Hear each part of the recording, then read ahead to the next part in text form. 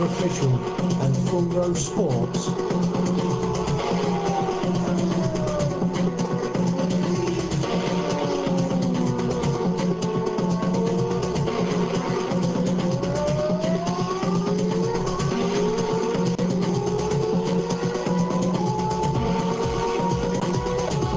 This is Front Row Racing.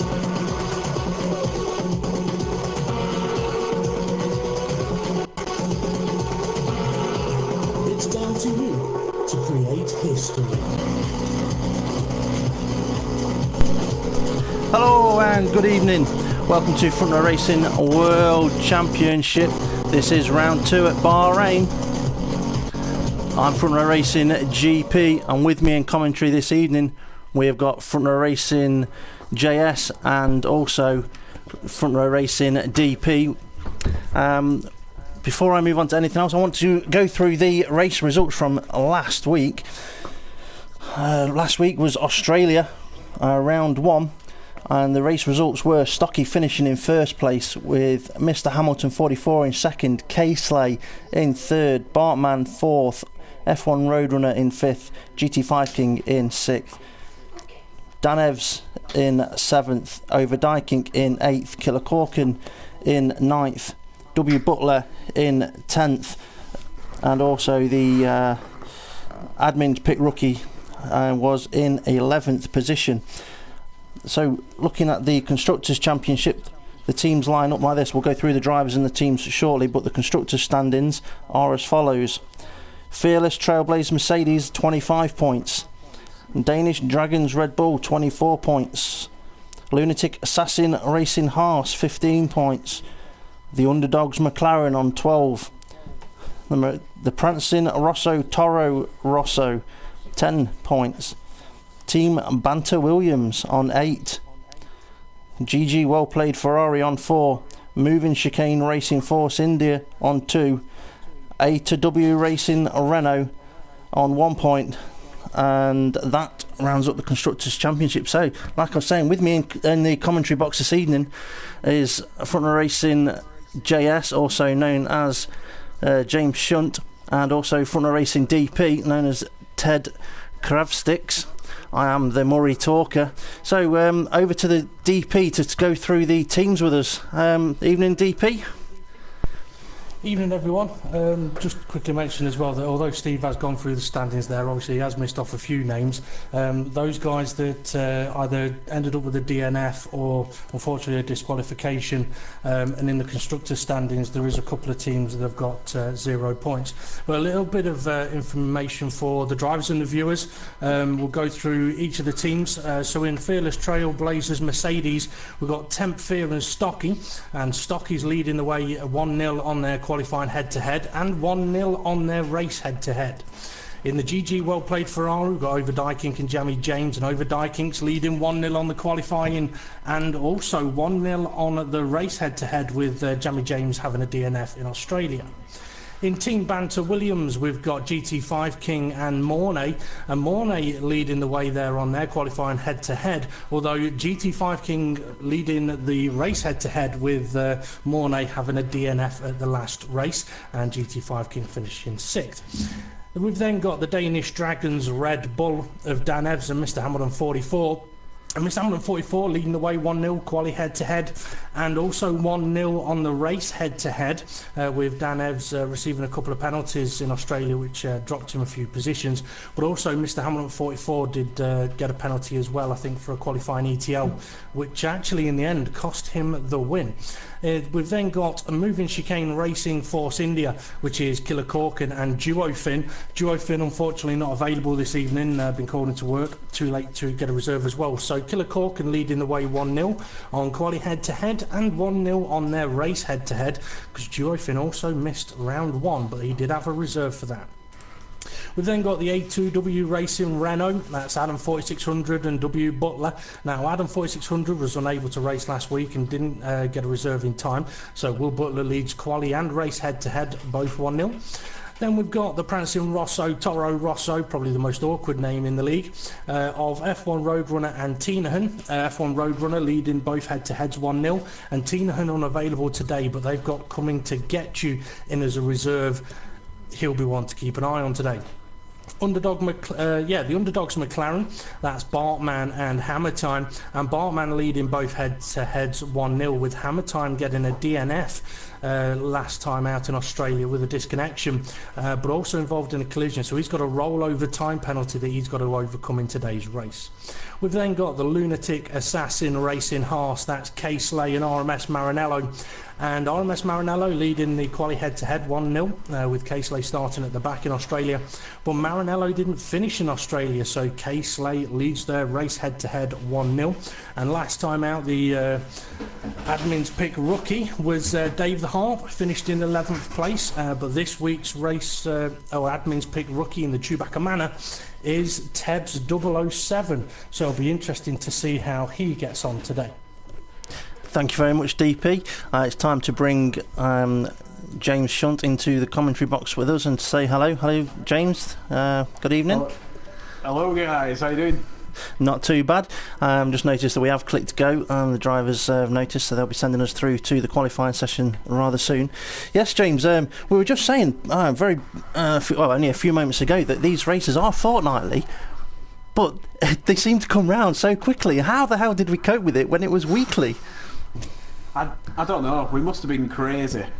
I mean, we must have practiced all in all 3 hours, and we both drive in the World Series, if people don't know. We've practiced 3 hours over 2 weeks, and I feel like I couldn't fit any more time in. God knows what we'd have done if it had been every week. Yeah, we probably would have annoyed the missus more and spent more time on the PlayStation. But there we go. That's for another conversation and another day. So we are heading over to the circuit. It is Bahrain. And we have got the tyre selection in front of us. I always keep forgetting about these. So the softer compound are on the screen there. You get 3 sets of the softs in qualifying. You've got the balanced, which is 2 sets of, super softs, 3 sets. And the balanced, you've got 2 of the super softs and 1 of the soft compound. And in the harder, the only difference there is in your race compound, slightly harder compound there with an extra medium and not the super softs. Sorry, there is some info about the tyres as well. On the patch that's come out today, one of the things that... I was just checking YouTube. One of the things that has been brought out on the patch is if a driver qualifies on a mandatory tyre, when they start the race on that tyre, if they're in the top 10 for example, that will classify as having used the mandatory tyre, whereas before the patch it wouldn't have counted. So a little bit of info for people. So the mandatory tyre is the soft and the medium. Drivers have got to use one of those during the event unless it's raining, which I highly doubt. But yeah, they can qualify on the soft or the medium, use it at the start of the race, and they shouldn't get a penalty for it. If they do, don't blame me. Just as you said, it shouldn't be raining now. I was having a look to see, is it? We're in the desert. You never know. I suppose more chance again. We have in the past, it was a couple of years ago, we have had a wet Bahrain race. Yeah, just one of those things that surely only on a computer game. Never happen. Yeah. While we're waiting for some cars to get on circuit, DP, I just want to come back to you down there in the pit lane, just to go over a couple of announcements that Fun Row Racing have made on their Facebook page this week about some slight alterations to the lobby settings and things like that.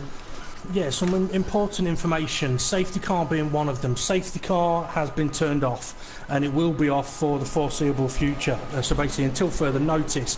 And the reason for that is the game is bringing out the safety car for completely the wrong reasons. It should bring out a safety car for people having crashes, that kind of thing. You'd expect that, but it's not doing. However, one of the best examples I can give is one of the tests we did in the World Series, World Championship Reserves last week, was a driver retired from the race in the pits. His car disappears. 4 laps later, he decides to leave the lobby. It brings out a safety car. Now, that is just absolutely redonkulous. So there are many, many more examples of that happening. So safety car is out the window for the time being. Also, disconnecting or game crashing during qualifying was something a few drivers suffered with last time out. But the big problem with it was At the start of the race, they were getting a delay, so when the lights went out, they were being set free about a second to a second and a half after everybody else. So one of the things Front Row Racing has said with that is that drivers who disconnect during qualifying are allowed to rejoin the session, but they're not allowed to take to the track. If they had set a time before their disconnection or game crash, they will start the race in that position. All of the drivers must be aware they will have a delayed start to the race and will have to avoid them. At the end of the race, the physical positioning of the cars on track will be taken into account, not the timing when crossing the line close to another car. Now, the reason that they're not allowed to go back out on track is because if they improve their position or they hadn't set a time and then they do, they've gone and purposefully put themselves in around cars where they get delayed start. That may be something that gets fixed during this current patch. We'll find out today if anybody has a disconnection or anything during qualifying. The next thing, this is quite an important one, it's missing footage of the start of the race. Now, one of the rules that in Front Row Racing we have is that drivers have to have footage of their race, although a penalty was not given, or should I say, was not put in place for a driver missing the start of the race. There was the option to apply the one-lap ruling regarding footage. If you want to know what that is, check out the FRR rulebook on YouTube. But to simplify it, we basically said, right, okay, if you haven't got the start of the race on your footage, it's a 20-second time penalty because you've started a lap with no footage. So that's very important for the drivers. And then the final thing is drivers avoiding being reported for incidents potentially.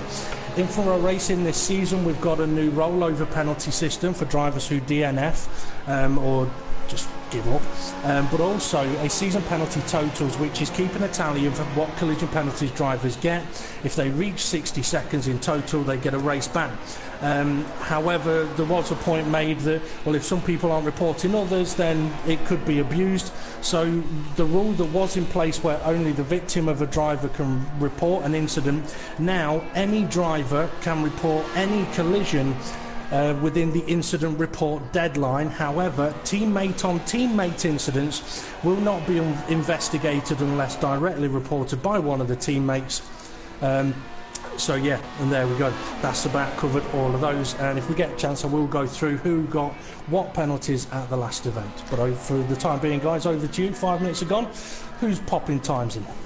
Thank you very much down there, Ted. Yep. Yeah. James, what have you got? Hamilton's just popped over the line.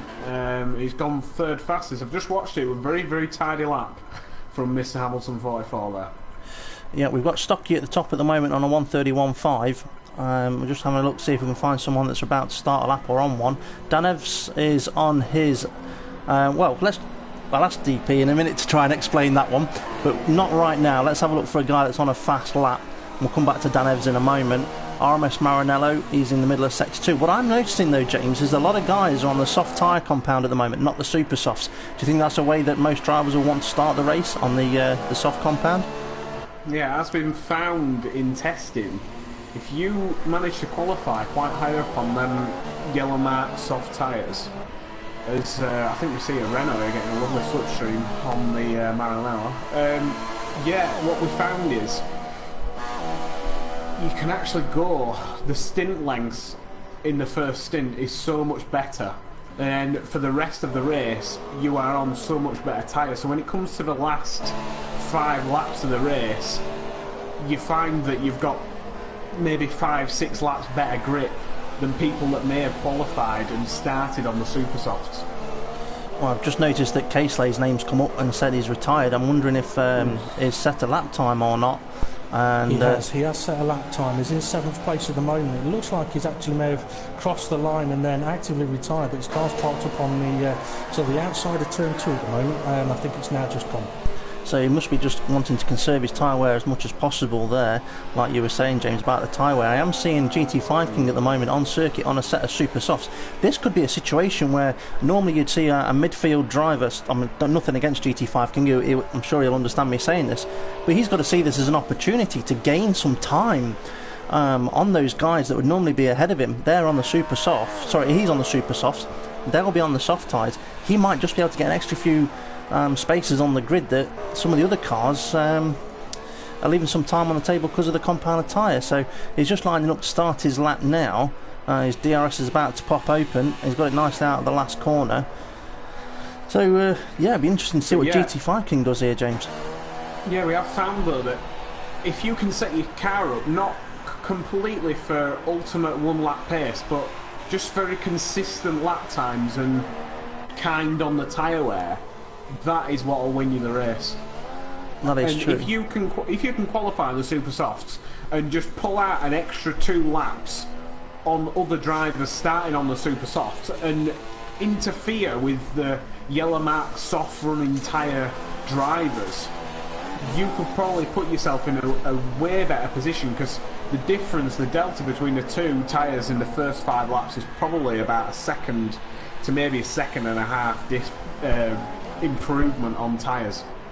So GT5 King's first sector, 28.8, and that's very respectable. I wouldn't be surprised if that's close to a purple sector. It's better than respectable. He's only 2 tenths off Temp Fear, and Temp Fear's time was set on the super softs. He's as well currently on for a potential second place at the moment. There we go. So this is the sort of advantage he's going to be looking for. 39.6 Sector 2, very nicely done as well. We know that Sector 2 time, we're looking at the low 39s, but for GT5 King, that's very respectable for himself. Only a couple of corners to go. It's basically one corner, but it is numbers 14 and 15. Coming out of 15, approaching the DRS line, opens that big fat wing up and gets a few more miles per hour, and it's third place, second row of the grid. Yeah.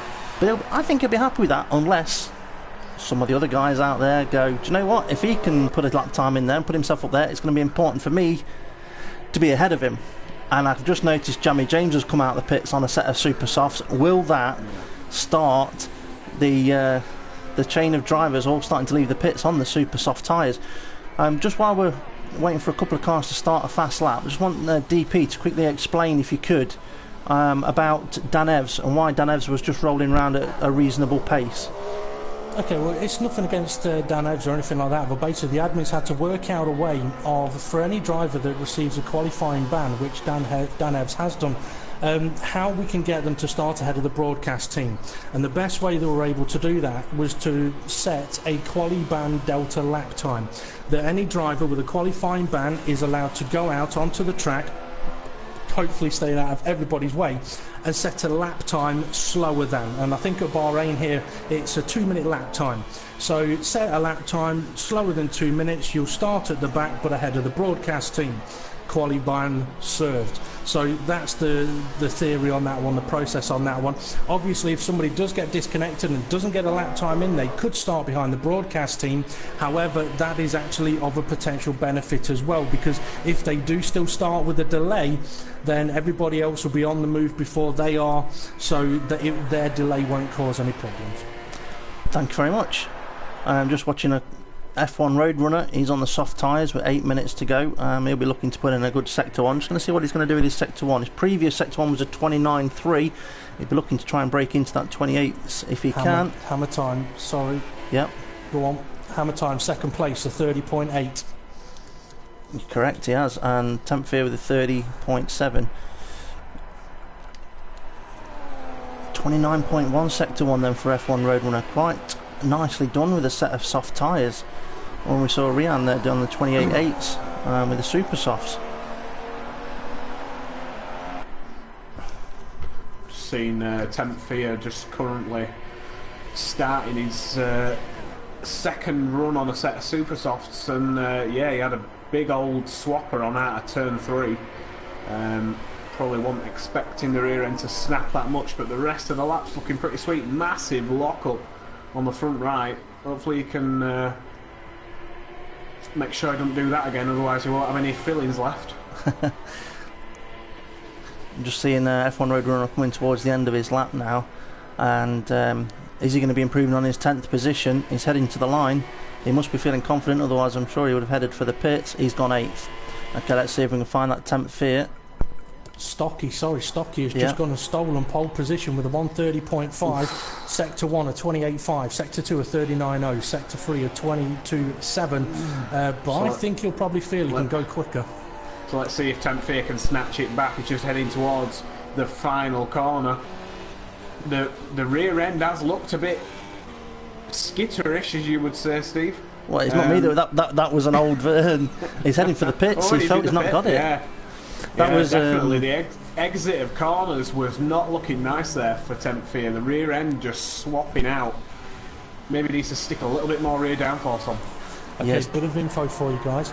Hammer Time, he's got himself into 3rd place on Super Softs. Mornay, he's got himself up to 4th place on the Super Soft tyre. Coming to Get You has also popped a lap in on the soft tyres. He's in 5th. That could be an interesting one, stuck on softs while everyone else is super softs. And Jamie James, is he on a flying lap at the moment? He's on his way back into the pits. He's 6th at the moment on super softs as well. So yeah, coming to Get You in a really good position there, qualifying on the soft tyre, and it's good enough for 5th. So I think he's going to be one to watch out for in the race if he doesn't decide to stick onto that super soft. The temptation's there, but I think I'd be more thinking about the end of the race than the start of it. Yeah, we're just going to head into a bit of a lull at the moment, as most of the drivers are heading back into the pits for the last 5 minutes. The last 5 minutes they're going to be bolting on their last set of rubber tyres. Rubber tyres? Tyres are made of rubber? Yep. A bit obvious on that one. So, I've forgotten completely what I was going to say. Stick on a new set of tyres and go again. And we could find this last 5 minutes is going to get very busy. Yeah. The first one to stick on a new set is Adam 4600, who's just headed out of the pit lane. And that Renault's... Oh, sorry. Sorry, I was going to say, you say that, but Killer Corkin, he's on a flying lap at the moment. The 29.1 at Sector 1 time. He's not far off going through Sector 2. What's that going to be? It's a 40.6. He's just clobbered the curb, and that's running wide. Yep, unfortunate there for him. Whether he'll continue on or not, that'll be up to him, but he has got enough time to get back into the pits. W. Butler, I think he is on an in-lap now, and Killer Corkin, yeah, was just having a look at him. So, let's see, Tebbs, he's just finished a lap, and he's just popped himself 12th. Yeah, that's very unfortunate for the Force India driver there, hitting the curb on the outside in the penultimate corner. It is one that, forgive me now, but it does just sorry, I'm going to have to off. butt in and just cut in there, James. Stocky has left the session. Oof. Now that means normally a disconnection. If he gets back in, there's not enough time for him to put in another lap. Even if he was allowed to, with the new rules, he wouldn't be allowed to. But is he going to get back in time? Is he going to get back in time? Yeah, and even if he does get back, he's going to be up at the start of the race. We're going to need to watch out, make sure nobody ends up pile driving into the back of him at the start of the race. Well, this is one of the things that we were talking about regarding if someone gets a disconnection, comes back in and has a delay, right? It may have been fixed on the patch, it may not have done. One of the many options for front row racing was to say, right, if you get disconnected, that's it, you're done, you're out. But at the same time, we feel that's a little bit harsh. These guys have potentially practiced 2 weeks to come and play a game. But obviously, we're going to find out what's going to happen. But he's got to get back quickly if he can. Yeah, he has at that. He's got to get back to get his place back on the grid. Just watching Hammer Time on his out lap at the moment. He's up there with the possibility of taking a front row start. Currently he's on the second row. James, if you could keep an eye to see if Temp Fear leaves the pits or has left the pits. Yeah, he's just leaving the pits. You must have the force, Steve. I can just see in the background there leaving as Hammer Time takes the turn 1, 2 and 3. His previous Sector 1 was a 28.7, so that's what he's going to be looking at improving on.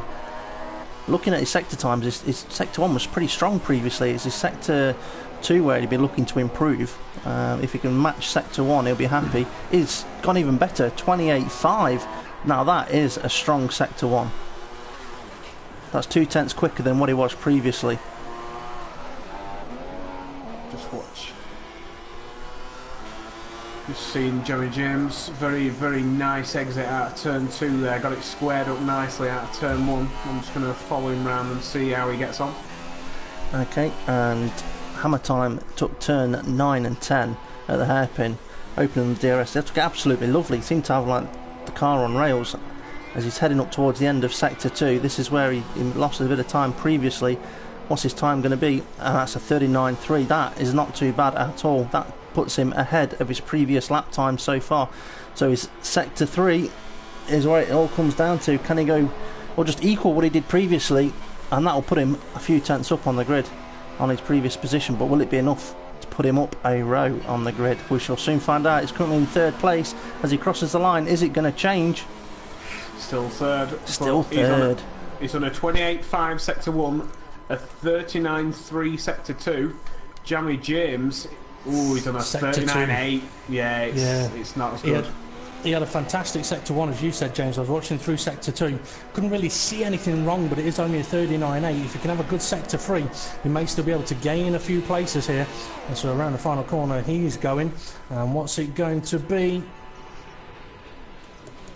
It's a gain to 5th place. Yeah, it's not bad.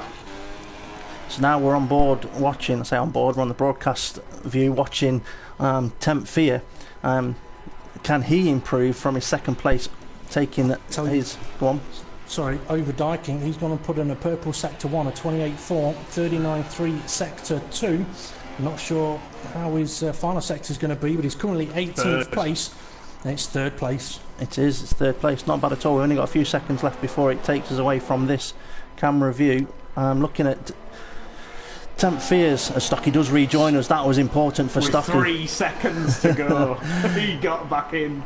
That has to be the luckiest get back ever. Now, I believe there was somebody else who left the session. I'm not sure. It might have been. I think this was just Stocky. I know there was a few people retired from the session. Temp Fear, he's still on a flying lap. I'm on board with him at the moment. I was just going to say, the second sector. With his first sector was 1/10 quicker than what Stocky had set. So it was up there with Stocky on that first sector. So it's on the cards if he can keep it all together. Very nice to see it out of the final corner. No wiggles this time. What's it going to be? Ooh, still P2. We're only 3 tenths away. But the message, Stocky has left the session again. Yes. I'm sure Stocky would prefer to be starting at the back of the grid than not being able to start at all on pole. Well, the thing is, I mean, as we know from doing our broadcasts, that Stocky effectively has got until before the formation lap starts to get in. That is true. Once the formation lap begins, he can't control his car.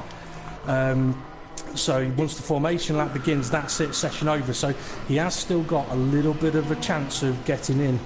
But with coming in and getting disconnected again, or not being able to get back into his car, it could be a problem. I mean, what he may find is that because he came back in, he may have only given him the option to spectate. If he has left because he's not been able to control his car, he should have waited and spectated, and then hopefully been able to drive his car once the session gets going. That is very true. Overdiking really did put himself under pressure there. He was currently, I think he were in 15th place, and he left it right till the very last minute and snatched 3rd. So he'll be, I think he'll be quite happy with that. Well, he didn't actually set a lap time. The lap that he put in was the only lap time that he set, so he was actually sat in 18th place until he put that lap in at the end. But I mean, GT5 King, he was one of the first on the super soft tyres, and it created a bit of a chain reaction. I didn't get to see what position he's in just yet, but we'll find out in a moment.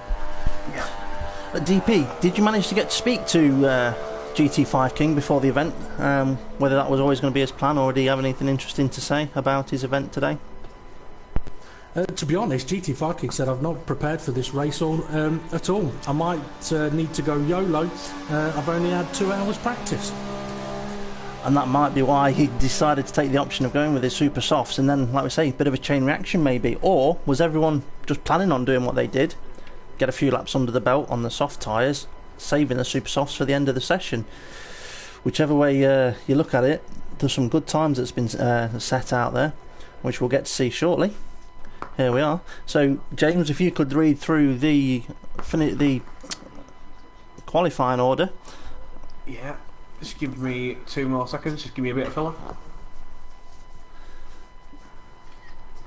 Right, I've got the full list now, so here we go. So P1, Stocky, if he turns up, if he gets back in the grid. Technically, he's got pole position though, with a 130.4. That is a very, very rapid time. His teammate, Tempfear, current champion, is a 1:30.7. Then in P3 we've got Overdykink. P4 we've got Hammer Time.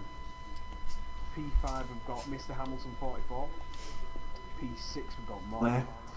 P7 we've got Jammy James 16. I think he'll be frustrated with his teammate snatching so many positions at the last minute. F1 Roadrunner in P8. GT5 King.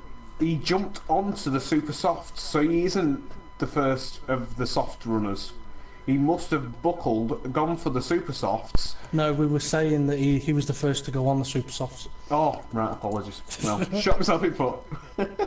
So the first of the soft runners, this is going to be crucial. We've got Coming to Get You, P10, Bartman, P11, and Caseley, my pick in P12. Is he thinking about long game? I think he may be. Then P13 we have Tebbs. P14 we've got Will Butler. P15 we've got Killer Corkin. P16 is Adam 4600. P17 is Maranello. P18 with that qualifying ban is Dan Ebbs. Okay, well, don't forget to let me know when the formation lap starts so I can then return to the circuit. Yeah. A little bit of information for you. One of the reasons why we did not want to use championship mode for any particular reason for any of the races, the formation lap has now began, is because if you may not have seen, guys, but on my screen it has just said that Woods SV has joined the session. I ain't got a clue who that guy is. Now, let's say, for example, Stocky's not back in yet, but that guy is now in Stocky's car. If that's the case, that's going to create a safety car restart for us, which would be a benefit of using the championship mode. However, we've now potentially got a guy on the grid who should not be there. Now, it does look like Stocky was not able to get back in, which is unfortunate for Stocky, although if there is a safety car restart, it would benefit him. However, I'm going to keep an eye on whether this guy is actually out there on the track or not, because if he is, that's it, we stop. Could this prevent Stocky from rejoining? It could potentially, yeah, because if that guy's in Stocky's car, there's no car for Stocky to get into. Like on the race director, he isn't on the grid. Stocky's car's not available on the grid. Stocky's car is not available. So, hopefully, fingers crossed, he's not on the grid because he's not in the room. Well, we can hope, but at the same time, he should not be able to join the session. Yeah. I mean, it is pretty ridiculous, to be honest. Okay, quick recap of what tyres. Bartman, he's starting in 11th place. He's decided to go with the medium compound tyre. Let's see, everybody in the top 10 is on super softs apart from Coming to Get You. He starts 10th, it could effectively be 9th on the softs. Bartman's going mediums, Caseley in 12th softs, Tebbs on super softs, W Butler on mediums, Killer Corkin softs, Adam 4600